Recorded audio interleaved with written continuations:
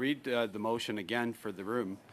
That given that the Premier of the Northwest Territories has requested a complete exemption from the carbon tax for his jurisdiction, the committee invite the Premier of Northwest Territories, R.J. Simpson, to appear on this request for carbon tax exemption and the challenges Northwest Territories face with the cost of living, and that the committee report to the House that it calls on the government to immediately carve out Northwest Territories from the carbon tax. The motion, especially and with the consideration the member from Northwest Territories is with us today, but also a recent statement by the Deputy Premier, Carolyn Wawzonek.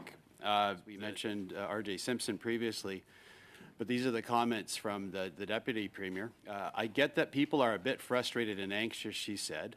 I think a lot of people have some frustration about the fact that we are recently, and in the last few weeks here, into a very particularly cold season. People are using more heating fuel now.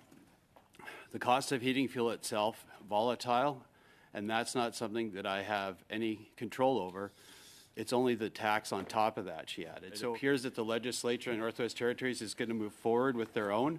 This is a real opportunity for us to have their backs and to really back them up on their legislation rather than coming in and saying Ottawa knows best and blocking them from doing so. So I'll put that before committee to discuss and look forward to the conversation. Mr. Chairman, I think it's important that if we're going to bring a motion forward for a vote in a committee that the information is correct. And I know Mr. Zimmer has tried many times to bring this forward, and in this case, he's referenced the Premier making a request for an exemption. There has been no such request. I'm not sure what we're going to study if the Premier has not made a request. The Deputy Premier has not made a request. So I'm sure why Mr. Zimmer from BC wants to bring a motion forward that involves NWT. I'd like to call a question on this. Let's get it to a vote. I would rule it out of order if I was the chair because the information is not accurate. There is no request from the Premier. So I have great respect for the member from Northwest Territories, but it's a CBC article from December 10th, 2023. The title says, Northwest Territories Premier says he wants complete carbon tax exemption for territory. And he's actually quoted in the article to say, I mean, ideally, a complete exemption for the territory is what we would hope for, said R.J. Simpson, chosen this week as Premier of the Northwest Territories in an interview Sunday on Rosemary Barton Live. The costs are already high. Higher costs are not the solution up here. So I don't think it gets much clearer, and maybe the member hasn't read that article or hasn't maybe seen that himself. Point of order, Mr. Chair. Mr. Chair. Okay, Mr. McLeod, your point of order. Mr. Chair, the point of order is there is no formal request. It might have been mentioned in the media, but there is no formal request. Thanks, Mr. McLeod. That is getting into debate, so, but noted. I'll let Mr. Zimmer finish. I think we clarified that very well. But speaking about the nature of Ottawa knows best, and the member says that we're proposing something to that effect, I think it's the exact opposite. We're actually trying to put on record in this committee that we're going to respect the territory's decision to pursue an exemption because, as was said before by Minister Guilbeault, that it'd be his job if any further exemption was granted after we saw the granting of that to the Atlantic Canadians that use home heating oil.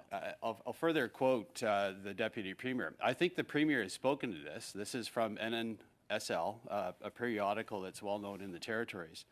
I think the Premier has spoken to this. This is a tax that is putting the North in a position to pay for something that a very small contributor to GHG emissions, with one of the least opportunities to get ourselves off those GHG emissions because they have to stay warm in the cold. She finishes, we would want to be insulated from being directly impacted from a political decision coming from Ottawa. We've been holding on ourselves to having our own system in the North that was designed in the North, meant to apply in the North, end quote. So, I mean, the whole principle, this started by, and the member would know well, somebody in Northwest Territories was formally allowed to be granted rebates on home heating.